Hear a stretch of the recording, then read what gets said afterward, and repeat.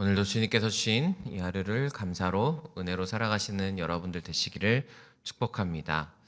오늘은 본문 말씀을 가지고 내 입을 크게 열라라는 제목으로 말씀을 나누겠습니다. 오늘 본문은 아삽의 시편입니다. 3절 말씀에 초하루, 보름, 명절, 나팔 등이 언급되는 걸로 보아서 초막절에 쓰여진 또 초막절을 배경으로 쓰여진 시편으로 보입니다. 초막절은 어떤 날이냐면 하나님께서 이스라엘을 이제 애굽에서 탈출시키신 후에 광야에서 처음으로 이제 초막을 짓고 살아갔던 시간들을 기억하는 절기입니다. 그래서 지금도 이스라엘을 이 시기에 방문하게 되면 베란다에 초막을 만들어서 일주일 동안 그곳에서 지낸다거나, 베란다가 없는 집은 마당에 이것들을 짓거나, 또 그런 공간이 없는 사람들은 광장에 굉장히 큰 초막을 짓고 거기서 함께 공동 생활을 하는 이렇게 초막절을 보내는 것을 이스라엘 가면 보실 수 있습니다. 이들에게 주셨던 은혜를 주셨던 하나님이 어떤 분인가를 오늘 좀 살펴보려고자 합니다. 먼저 우리 6절 말씀 한 번 더 같이 읽겠습니다. 이르시되 내가 어깨에서 짐을 벗기고 그의 손에서 광주리를 놓게 하였도다. 하나님은 어떤 분이신가 하면 우리의 짐을 감당하고 또 벗겨주시는 분이십니다. 짐을 내려놓다가 아니라 벗기다라는 표현은 누군가가 이 짐을 지고 있는 사람한테 가서 그 짐을 이제 내려놓게 하였다라는 표현을 가지고 있는데, 하나님께서 이들의 짐을 제거하시고 또 내려놓게 하셨다라는 의미입니다. 왜냐하면 이들은 스스로 그 짐을 내려놓을 수 없었기 때문이죠. 때문에 하나님께서 찾아오시고 이들이 당했던 노역의 짐, 또 이스라엘의 압제의 짐을 하나님께서 친히 내려놓게 하여 주셨습니다. 또한 내려놓을 뿐만 아니라 광주리를 그들의 손에 놓게 하셨습니다. 직역하면 그의 손에서 광주리로부터 그의 손이 지나가게 하셨다. 그러니까 계속 광주리가 흘러가는데 더 이상 그걸 손으로 잡지 않게 하셨다라는 뜻입니다. 노역을 감당했던 이스라엘의 손이 자유를 얻게 되었음을 하나님께서는 말씀하고 계십니다. 이 구원의 하나님의 사역은 죄의 짐을 벗겨주고 진정한 자유를 주시는 예수 그리스도로 말미암아 우리에게 완성된 줄로 믿습니다.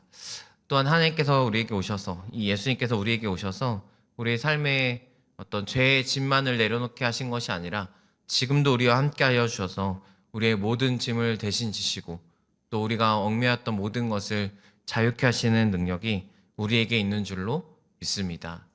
오늘도 예수님께서는 수고하고 무거운 짐진 자를 부르십니다. 또 그들을 부르셔서 쉬게 하시고 자유케 하시는 하나님의 은혜가 오늘 우리에게 함께 있는 줄로 믿습니다.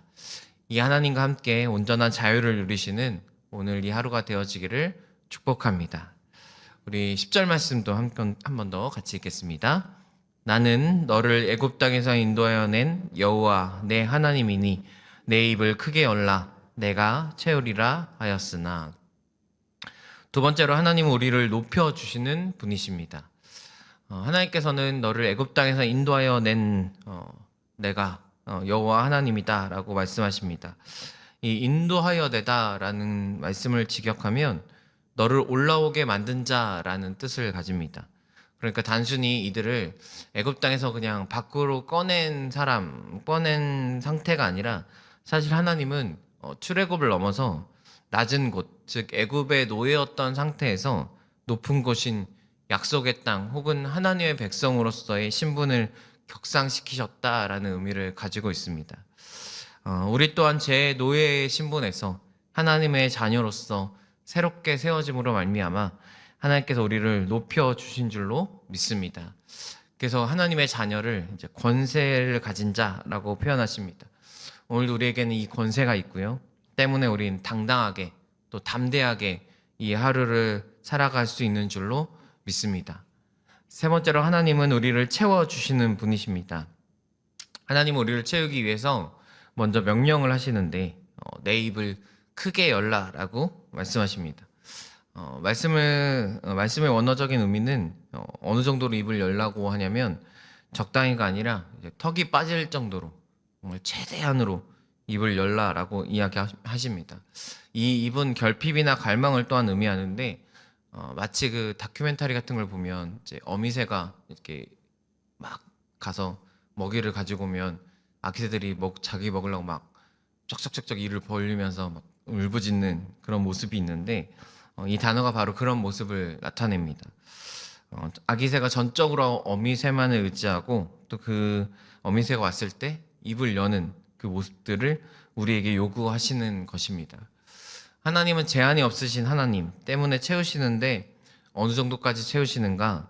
하나님께서는 이 채우리라 라는 말씀 가운데 내가 빈 공간이 없게 채우겠다, 넘치도록 가득 채우겠다 라고 말씀하고 계십니다. 결국 하나님께서 채우시는 한계치는 어디에 달려있냐면 우리에게 달려있다라는 것이죠. 내가 입을 얼마나 크게 여는가, 내가 얼마나 하나님의 것을 받을 준비를 하고 있는가. 그러니까 오늘날로 따지면 우리의 믿음만큼 하나님은 우리를 채워주신다라고 말씀하고 계십니다. 이와 동일한 사건이 열왕기하 4장에 나오는데 엘리사의 제자였던 한 가정의 이야기가 등장합니다. 엘리사의 제자였던 남편이 죽었고 그의 어머니와 또 두 아이만 남겨져 있는 상황 가운데 하필 또 빚도 지고 있어서 이제 채권자가 와서 이 두 아이를 데려가게 생겼다라고 엄마가 이제 엘리사에게 울부짖는 상황이 등장합니다. 이때 엘리사는 나가서 빈 그릇을 많이 빌려오라라고 말씀합니다. 왜냐하면 이들의 가정에 기름이 딱 한 그릇이 남았기 때문이죠. 그래서 그릇을 빌려오자 기름을 부으라고 이야기해요. 그랬더니 기름이 계속 나오고 이 빈 그릇들을 채우기 시작합니다. 말씀을 통해서 이 빈 그릇에 채워지는 기름이 언제 멈추냐면 말씀에 이렇게 기록되어 있습니다. 다른 그릇이 없나이다 하니 기름이 곧 그쳤는지라. 그릇이 준비된 만큼, 그릇을 준비한 만큼 기름이 채워지고 멈췄다라는 이야기입니다. 오늘도 하나님께서 우리를 채우실 때 우리가 얼마나 기름을 준비했느냐, 이것이 아니라 얼마나 우리에게 그릇을 준비했느냐를 보시는 하나님. 우리의 믿음만큼 하나님은 오늘도 우리를 가득 채워 주실 줄로 믿습니다. 오늘도 우리의 기대와 믿음의 용량을 키우시고 또 그 기대만큼 채우시는 한계가 없으신 우리 하나님을 경험하시는 오늘 하루, 귀한 하루, 또 믿음의 체험을 경험하는 오늘이 되어지기를 축복합니다. 기도하겠습니다.